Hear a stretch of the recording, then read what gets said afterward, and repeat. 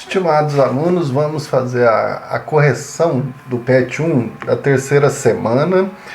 Lembrando do tema que permeou essa semana foi corpo e psiquismo, ou corpo e mente, corpo e alma, a relação dos dois, né? Aqui nós temos na atividade um texto pequeno do filósofo René Descartes, que é considerado um filósofo mais dualista, em que ele faz distinção entre corpo e alma, valorizando mais a alma. Então, esse pequeno texto aí que vai nortear a resposta das três questões, né? Então é bom você fazer a correção das suas respostas para comparar elas e fazer um complemento ou corrigir, porque fazendo isso no caderno, porque quando nós formos fazer a nossa avaliação, as avaliações diagnósticas, você, ao usar o caderno, eu sempre deixo o aluno poder consultar ali, porque para poder pensar um pouco daquilo que foi a argumentação que usou nessas semanas, então você possa corresponder diante daquilo que são as respostas aqui que nós estaremos corrigindo, né? Eu fiz destaque aqui duas palavras que aparecem no texto, talvez a gente não está acostumado com elas: verossímil, que corresponde a verdadeiro, e destarte, que é desta maneira, né? O que é a primeira questão? O que todos os seres humanos possuem em comum em relação ao texto ali, ao pensamento de René Descartes? O bom senso. Lembrando que bom senso aqui não é uma pessoa que é boazinha ou sabe agir de bem, não. É aquela pessoa que sabe distinguir o bem do mal, sabe o que são caminhos, o que são coisas boas, o que não são. Distinção é você ter a capacidade de poder ver o que é bom, o que é mal. Então, esse bom senso, independente da pessoa, da condição financeira, da raça, da etnia, de qualquer época, isso é igual para todos, segundo o Descartes. Número 2. De acordo com René Descartes, por que as pessoas possuem opiniões diversas? Por que cada um tem uma opinião diferente da outra? Por causa das escolhas que cada um faz. Não é porque uma pessoa é mais capacitada que a outra, não. No sentido aqui de isso, nós vamos ver a questão de capacidade depois na terceira que vai aparecer porque que distingue uma pessoa da outra. Mas aqui a opinião, porque que ela é diversa, são várias opiniões. Se nós temos o mesmo bom senso, por que nós diferenciamos tanto das opiniões? Porque nós vamos fazendo escolhas diferentes. Então, porque conduzimos nossos pensamentos por vias diversas e não consideramos as mesmas coisas. Não considerar não é sentido simplesmente na opinião, não, mas nas escolhas que a gente faz da vida. Então, uma pessoa ela tende a escolher algo que a outra não goste e vai fazer uma outra escolha. Isso vai diversificar as nossas opiniões. A número 3, por que segundo o pensamento cartesiano, que é um pensamento que valoriza a racionalidade, a busca da verdade, um pensamento do René Descartes, que ali já saiu da Idade Média e corresponde a a expansão, igual acontece com várias questões durante a história, quando se deixa-se conduzir, né, de forma mais rápida. Então, esse momento que sai da Idade Média, a ciência ela se expande de uma maneira assim rápida e para todo lado vão aparecendo grandes pesquisadores, que não foi tão simples, né? Muitas pessoas morreram, porque não é simplesmente agora acabou a Idade Média, começou a Idade Moderna. Não, houve muitas mortes, muitas brigas, que a gente pode dizer até hoje, né, de confrontos entre ciência e religião. Mas ali naquele contexto nós temos esse pensamento mais racional. Então, para Descartes não basta ser só ter um espírito bom, mas é preciso aplicá-lo. Então, a capacidade de aplicação, de uso dessa capacidade nossa racional que temos, quanto mais a gente faz escolhas e aplica bem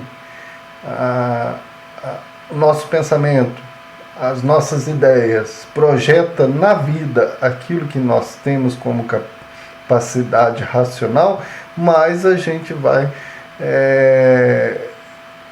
desenvolvendo essa capacidade melhor.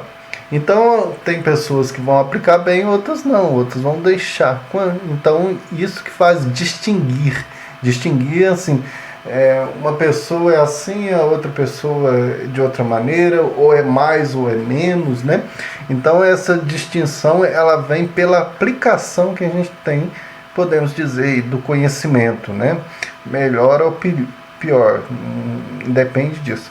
Na número 4, você pesquisar as ideias do René Descartes, que eu já citei aqui o texto, também expande bem, mas é bom pesquisar de forma objetiva e produzir um texto refletindo a contraposição da fenomenologia, que é uma corrente filosófica aí do século XVIII em diante, né, que a gente pode ter como referência vários filósofos ali do século XVIII, XIX, XX, que depois vai despontar em outros ramos, mas pegando a fenomenologia como a corrente filosófica da consciência, vamos resumir assim, né? Mas é muito mais amplo, contrapõe a ideia do René Descartes de ver o homem simplesmente como um ser racional,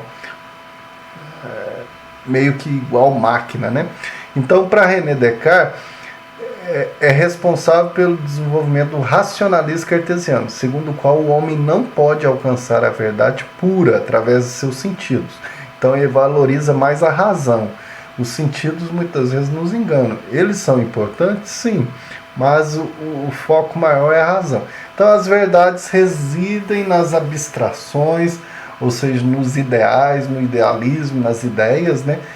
E em nossa consciência, na qual habitam as ideias inatas. Mas consciência aqui sempre no aspecto racional. Então não envolve outros elementos como sentidos, sentimentos, mas os sentidos, os sentimentos sempre tendem a desviar a gente da verdadeira verdade. Ideias inatas são ideias que já nascem conosco. Então ele foi importante ali naquele contexto de mudança da Idade Média para a Idade Moderna. Mas depois, com certeza, essa visão racionalista, principalmente com o desenvolvimento aí que nós podemos dizer da ciência e depois das descobertas e da expansão de várias descobertas, principalmente depois que vão aparecer muitas guerras por causa dessas descobertas, então o homem vai percebendo que a razão não o define apenas como ser humano, que a razão também ela pode ser destrutiva, né? A fenomenologia critica um pouco vai de frente mesmo a essa visão um pouco mais mecanicista de René Descartes, uma visão muito reducionista do ser humano. Reduz ele. O ser humano ele diferencia de todos os animais porque ele é racional. Não. Para a fenomenologia, o ser humano ele tem consciência, quando ele tem consciência dele e do mundo, que vai além da razão, porque perpassa também os sentimentos. Muitas das vezes a gente, o cheiro de algo nos faz recordar, ter lembranças de vários elementos e faz a gente ter vários sentimentos ali no momento. Então você chega num lugar tal e um cheiro daquele, nossa, como que eu lembro daquele momento, me faz uma recordação. Isso nos torna humano, porque a gente retoma a história e a consciência do nosso momento, a consciência do mundo também, em vários aspectos. Isto é a crítica da fenomenologia em relação a essa visão de René Descartes de olhar apenas um homem como um ser racional. Na número 5, que é muito interessante também, nós temos aí para fazer uma pesquisa tanto do livro do Homo Ludens, do Huizinga, que é um historiador muito importante aí contemporâneo, e sobre esse novo estudo aí do pensamento humano relacionado com jogos. Então o jogo, é interessante na pesquisa a gente perceber que o jogo ele parece algo além da cultura, ele é até mais antigo do que a cultura, pelo estudo do lúdico, né, dos jogos. Os jogos estão relacionados além do ser humano também. Se a gente imagina que dois cachorrinhos, o jogo ele tem uma relação também entre homem e animais. Se a gente pensa que dois cachorros ou vários outros animais que a gente percebe brincando entre si, de fingir de morder, aqui, que a gente já percebe também até em animais mais selvagens, né? Leões, hienas, macacos, que tem uma certa briga em alguns momentos, mas você vê que há uma certa ludicidade ali, que eles brincam. O brincar é fingir, é provocar, é realmente inventar. Então o jogo está relacionado com transformar o mundo. E a pessoa que faz o jogo, ela participa. Então ela, ao mesmo tempo que tem esse elemento de seriedade com elemento de diversão, de provocação. O jogo ele é muito importante no ser humano, apesar que hoje nós temos muitos jogos relacionados aí à tecnologia, né? Ela não só provoca a capacidade de reações, mas o jogo tende realmente a modificar, a gente desenvolver essa capacidade de transformar a realidade, né? Então os jogos hoje, há muito tempo, os jogos sempre tiveram um impacto muito grande na cultura e influencia mesmo, porque o jogo ele provoca vários pensamentos, ele é importante. Ele é um elemento importante dentro do aspecto do ser humano, né? Por que aparece essa questão do jogo aqui? Porque nós estamos estudando o que é ser humano. Então, consciência, razão, história, sentimento, jogos, estão vendo que são vários elementos que apareceram nessa semana para ampliar a visão do que é o ser humano e perceber que o ser humano não é só um elemento racional, não. Ele tem vários outros aspectos também que ampliam a visão e a responder a essa pergunta, o que é ser humano. Então nós corrigimos aí e logo a gente teremos novos vídeos e novas correções das próximas semanas. Um abraço a todos e até a nossa próxima aula.